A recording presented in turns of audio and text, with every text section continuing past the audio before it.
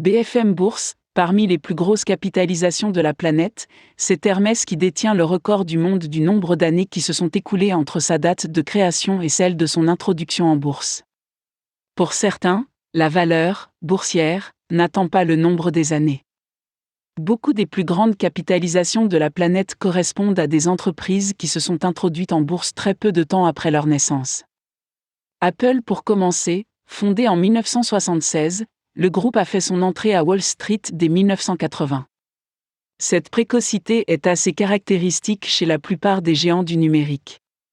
Microsoft a attendu 11 ans, de 1975 à 1986, Facebook 8, 2004 à 2012, Amazon à peine 3, 1994 à 1997.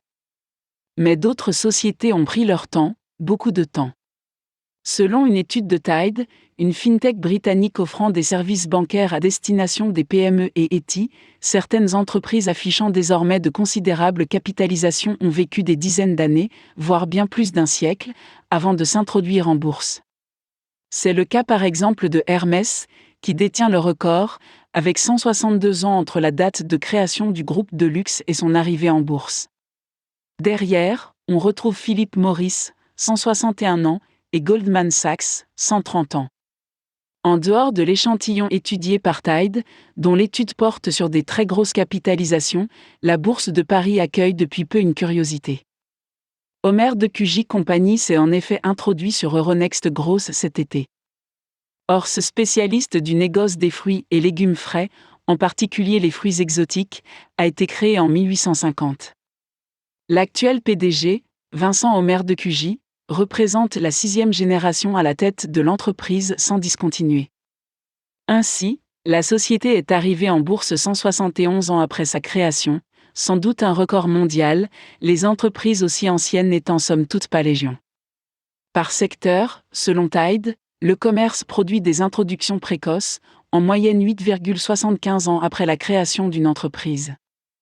Le délai moyen dans les services aux entreprises est de 12 ans et de 12,75 années pour les télécoms. En fait, la tech au global n'arrive qu'en 4e position avec un délai moyen de 13,52 ans. L'automobile n'est pas si loin avec 14,33 années en moyenne entre la création et l'introduction en bourse. Il faut dire que les constructeurs historiques s'étaient généralement introduits assez vite à l'époque. Plus récemment, Tesla a mis 7 ans à ce côté, entré en 2010 au Nasdaq pour une création en 2003. Guillaume Bayer, symbole copyright 2021 BFM Bourse. Vous suivez cette action ? Recevez toutes les infos sur RMI NTL en temps réel.